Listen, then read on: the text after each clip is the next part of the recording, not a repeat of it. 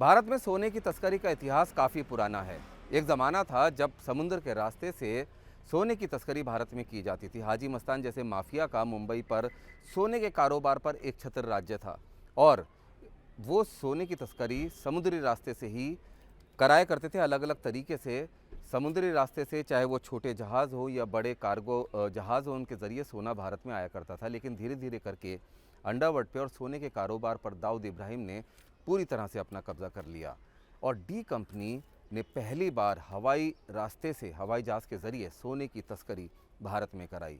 विदेश से सोना कैरियर्स के ज़रिए भारत लाया जाने लगा। इन कैरियर्स को डी कंपनी ने नौकरी पर रखा था, जिनको तनख्वाह मिलती थी या फिर हर चक्कर का पैसा मिलता था और वो भारत में सोना लेकर आया करते थे, जिसके लिए डी कंपनी ने चारों तरफ अपना जाल भी बिछा रखा था।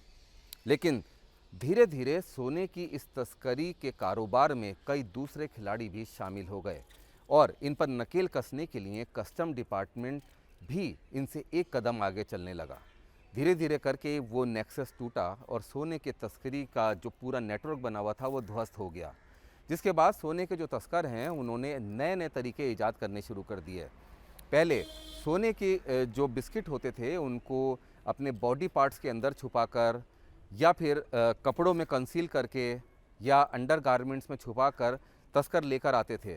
अब कस्टम डिपार्टमेंट के पास तीन ऑप्शंस होते हैं। एक तो मुखबिर की सूचना, जो कि सबसे सटीक मानी जाती है।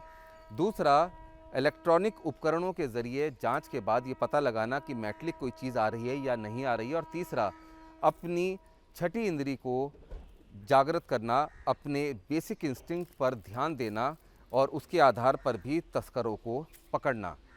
धीरे धीरे करके तस्करों का ये जो रास्ता था वो भी कस्टम डिपार्टमेंट की नज़र में आ गया और इस तरीके से तस्करी मुश्किल हो गई।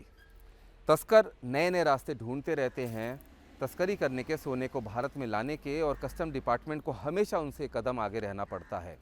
अभी हाल ही में पिछले कुछ दिनों में कस्टम डिपार्टमेंट ने 15 किलो के करीब सोना अलग अलग एयरपोर्ट से बरामद किया है। इस बार जो तस्कर हैं उन्होंने एक नया तरीका ईजाद किया, गोल्ड डस्ट। सोने को पाउडर बनाकर उसको अलग अलग तरीके से तस्करी करके हवाई रास्ते से भारत में लाना, ये सोने के तस्करों का एक नया पैतरा है।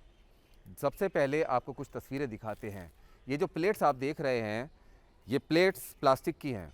ये एक पैसेंजर मुंबई लेकर आया था और जब ये एयरपोर्ट पर उतरा, कस्टम डिपार्टमेंट को शक हुआ कि इतनी घटिया क्वालिटी की प्लास्टिक की प्लेट्स कोई विदेश से भला क्यों लेकर आएगा।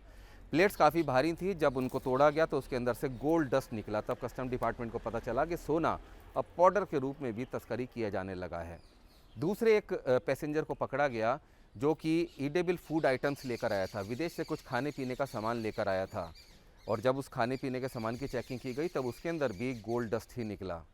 टैंग पाउडर, जो कि बच्चे पीते हैं, ऑरेंज कई फ्लेवर्स में आता है, पानी में मिलाकर उनको पिया जाता है, उस टैंग पाउडर को भी एक लेकर आया पैसेंजर। और फिर उसके बाद जब टैंग पाउडर की जांच की गई तब उसके अंदर से भी गोल्ड डस्ट निकला। कॉफ़ी पाउडर के पैकेट के अंदर भी गोल्ड डस्ट छुपा के लाया गया था। दिल्ली आया था एक पैसेंजर शारजा से, उसका जब सामान की चेकिंग की गई तब उसके अंदर से भी गोल्ड डस्ट निकला। ट्रॉली बैग भी लेकर आ रहा था। जानकारी मिली थी कि ये पैसेंजर ट्रॉली बैग या किसी भी सामान में सोना लेकर आ रहा है। कस्टम डिपार्टमेंट ने खासी जांच की लेकिन उसके पास से कुछ नहीं मिला। आखिरकार जो उसकी ट्रॉली बैग है उसको काट कर देखा गया, तब ट्रॉली बैग के अंदर के जो पाइप्स थे, जो उसके लोहे के तार थे, उसके अंदर सोना कंसील करके छुपाया गया था। कस्टम डिपार्टमेंट लगातार इस कोशिश में लगा रहता है कि भारत में जो सोने की तस्करी है या फिर इलीगल जो चीज़ें विदेश से आती हैं उनको पकड़ा जा सके और इस तस्करी के नेटवर्क पर रोक लगाई जा सके। और इसके लिए कस्टम डिपार्टमेंट लगातार अलर्ट रहता है और उसको हमेशा तस्करों से एक कदम आगे रहना पड़ता है। इस खास पेशकश में फ़िलहाल इतना ही। नमस्कार, मैं हूं रुमानुल्लाह खान और क्राइम की इसी तरह की अपडेट्स को देखने के लिए आप लगातार जुड़े रहिए न्यूज़ नेशन के डिजिटल प्लेटफॉर्म के साथ।